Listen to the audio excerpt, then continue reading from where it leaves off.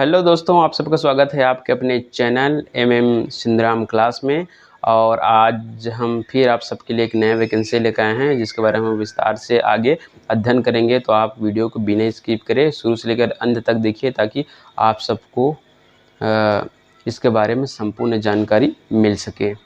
ठीक है, अगर चैनल पर नए हैं तो चैनल को सब्सक्राइब करें, वीडियो को लाइक करें और ज़्यादा से ज़्यादा शेयर करें ताकि ज़रूरतमंद लोगों के पास ये वीडियो पहुंच सके और वो इस अवसर का फ़ायदा उठा सके। तो चलिए चलते हैं। आज जो वैकेंसी हम लोग लाए हैं वो है एसएससी जीडी में। ठीक है, एसएससी के थ्रू जीडी में बहुत सारे पद निकाले गए हैं जिसके बारे में विस्तार से देखते हैं आगे। तो एसएससी जीडी कांस्टेबल की भर्ती किया जा रहा है। 2024 का लेटेस्ट भर्ती में से एक है। अधिसूचना जारी हुआ है एसएससी द्वारा स्टाफ सिलेक्शन कमीशन।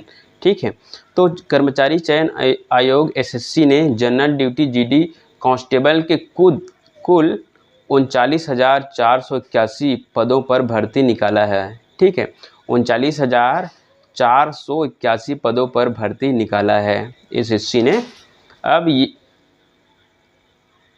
वे उम्मीदवार जो SSC GD constable CAF NIA SSF और असम राइफल्समैन जीडी परीक्षा 2025 में रुचि रखते हैं, उन्हें सभी पात्र शर्तों 2024-25 में रुचि रखते हैं, सभी पात्र शर्तों को पढ़ने के बाद अभी आवेदन करना चाहिए। ठीक है, यहाँ पे लिखा हुआ है एसएससी जीडी भर्ती के लिए ऑनलाइन आवेदन 5 सितंबर 2024 से शुरू होगा और ऑनलाइन आवेदन करने की अंतिम तिथि 14 अक्टूबर 2024 रखा गया है। ठीक है, रिक्त पदों की अधिक जानकारी नीचे आगे देखते हैं। ठीक है, जैसे कि आयु, वेतन और उसका बाकी की जो जितनी प्रकार का डिटेल है आगे देखते हैं। तो चलिए नोटिफिकेशन डिटेल। तो यहाँ पे संस्था का नाम, कौन सा संस्था है जो पद निकाला है, पोस्ट निकाला है, तो वो है कर्मचारी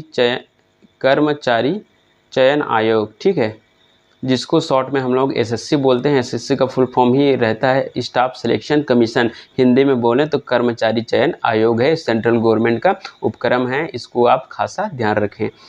और पद का नाम है एसएससी जीडी कांस्टेबल। ठीक है, एसएससी जीडी कांस्टेबल का भर्ती लिया जा रहा है एसएससी के थ्रू। पदों की संख्या जो पहले भी बता दी है 39,481 पद यहाँ पे देखने को हम लोगों को मिल रहा है। ठीक है, कैटेगरी सरकारी नौकरी है क्योंकि सेंट्रल गवर्नमेंट है, आपको किसी भी प्रकार की चिंता करने की कोई ज़रूरत है ही नहीं। अगला है नौकरी स्थान ऑल इंडिया में दिया जाएगा क्योंकि सेंट्रल गवर्नमेंट चाहे रेलवे हो, एसएससी के थ्रू जब भी आपका जॉब लगता है तो ऑल इंडिया में ही दिया जाता है, कोई भी स्टेट में आपको सर्विस दे सकता है। अगला है अंतिम तिथि 14 अक्टूबर 2024 को रखा गया है। इसका ऑफिशियल वेबसाइट दिया गया है। ठीक है, https://ssc.government.in में आप जाकर ऑनलाइन एप्लीकेशन अप्लाई कर सकते हैं, या फिर आप अप्लाई करें या फिर नज़दीकी कंप्यूटर सेंटर में जाके आप इसका अप्लाई कर सकते हैं। गलती ना हो, इस चीज़ का खास ध्यान रखें। रिक्त पदों का विस्तृत विवरण हम देते हैं आपको। तो रिक्त पदों का विस्तृत वर्णन इस प्रकार है। बल का नाम। ठीक है, जिस चीज़ के लिए आप आवेदन अप्लाई करेंगे उस कैटेगरी का नाम है पहला बीएसएफ। ठीक है, बीएसएफ और बीएसएफ में पुरुष के लिए कितना पद है तो सुन लीजिए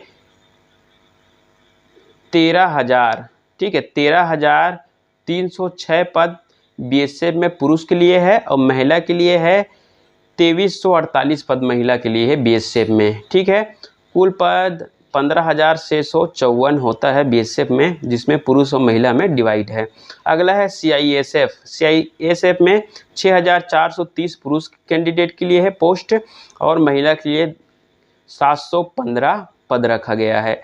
टोटल कुल मिला के 7,145 पद दोनों मिला के रखा गया है सीआईएसएफ में महिला और पुरुष के लिए। अगला है सीआरपीएफ। सीआरपीएफ में 11,299 पद पुरुष के लिए रखा गया है, जबकि महिला कैंडिडेट के लिए 242 पद रखा गया है।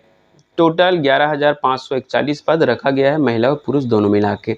अगला है एसएसबी। एसएसबी में पुरुष के लिए 819 पद रखा गया है, जबकि महिला के लिए 0 है, महिला के लिए कोई पद रखा नहीं गया है। कुल पद देखें तो 819 पद रखा गया है सिर्फ पुरुष के लिए, महिला के लिए कोई पद नहीं है एसएसबी में। अगला है आईटीबीपी। आईटीबीपी में पुरुष के लिए 2564 पद रखा गया है, जबकि महिला कैंडिडेट के लिए 453 पद रखा गया है। कुल 3017 पद रखा गया है दोनों मिला के, ठीक है, महिला और पुरुष मिला के आईटीबीपी में। अगला है एआर। एआर में पुरुष कैंडिडेट के लिए 1148 पद रखा गया है, जबकि महिला कैंडिडेट के लिए मात्र 100 पद रखा गया है। दोनों मिला के कुल होता है यहाँ पे 1248 पद रखा गया है एआर में, महिला और पुरुष कैंडिडेट के लिए। ध्यान से सुने। अगला है एसएसएफ। एसएसएफ में 35 पद पुरुष के लिए रखा गया है, जबकि महिला के लिए 0 पद है, ठीक है। कुल टोटल 35 पद सिर्फ पुरुषों के लिए रखा गया है एसएसएफ में। अगला है एनसीबी। एनसीबी का मतलब अभी सब जानते हो, ठीक है, नारकोटिक्स कंट्रोल ब्यूरो, जिसमें पुरुष के लिए 11 पद रखा गया है और महिला के लिए भी 11 पद रखा गया है। टोटल 22 पद रखे गए हैं महिला और पुरुष के लिए एनसीबी में। अब कुल पद की बात करें तो अभी तक जितना भी पद एसएसबी, बीएसएफ, सीआरपीएफ टोटल मिलाएं तो पुरुष के लिए जो पद रखा गया है वो 35,612 और महिला के लिए सभी कैटेगरी में पद रखे गए हैं वो है 3,869, ठीक है। और टोटल पद की बात करें तो 39,481 पद यहाँ पे एसएससी में आपको देखने को मिलता है। आगे बात करते हैं इसके बारे में शारीरिक योग्यता के बारे में, ठीक है। महिला और पुरुष के जो शारीरिक योग्यता क्या क्या हैं उसके बारे में विस्तार से देखते हैं। तो वर्ग, पुरुष वर्ग के लिए ऊंचाई, ठीक है, पुरुष वर्ग के लिए ऊंचाई ये सिर्फ ओबीसी और एसटी वालों के लिए, एससी वालों के लिए, ओबीसी और एससी वालों के लिए पुरुष की ऊंचाई 170 सेंटीमीटर रखा गया है, ठीक है। और छाती का चौड़ाई 80 से 85 सेंटीमीटर सीने का चौड़ाई होना चाहिए, ठीक है, सीने का सेंटीमीटर में। अगला है दौड़ना, ठीक है। तो पुरुष के लिए दौड़ना 24 मिनट में आपको 5 किलोमीटर का दूरी तय करना है, 24 मिनट में 5 किलोमीटर की दूरी तय करना है। कैटेगरी आप फिर से सुन ले, ओबीसी और एससी पुरुष कैंडिडेट। अगला है पुरुष कैंडिडेट एसटी वालों के लिए। एसटी वाले पुरुष कैंडिडेट के लिए हाइट रखा गया है 162.5 सेंटीमीटर, ठीक है, ऊंचाई। और चेस्ट रखा गया है 76 to 80 सेंटीमीटर चेस्ट रखा गया है, चेस्ट आपका सीने का नाप, ठीक है। अगला है दौड़, 24 मिनट में आपको 5 किलोमीटर, इसमें भी रखा गया है 24 मिनट में 5 किलोमीटर की रनिंग आपको कंप्लीट करना है। महिला के लिए, महिला सामान्य ओबीसी एससी, ठीक है, तो इसके लिए ऊंचाई 157 सेंटीमीटर रखा गया है और छाती का चौड़ाई इसके बारे में कोई जिक्र नहीं किया गया है, ठीक है। यहाँ पे सिर्फ ऊंचाई 157 सेंटीमीटर रखा गया और दौड़ना 8.5 मिनट में आपको 1.5 किलोमीटर की रनिंग करना है, ठीक है। 1.5 किलोमीटर आपको दौड़ना है 8 मिनट 8.5 मिनट में आपको 1.6 किलोमीटर आपको दौड़ लगाना है, लगभग 1.5 किलोमीटर, ओके।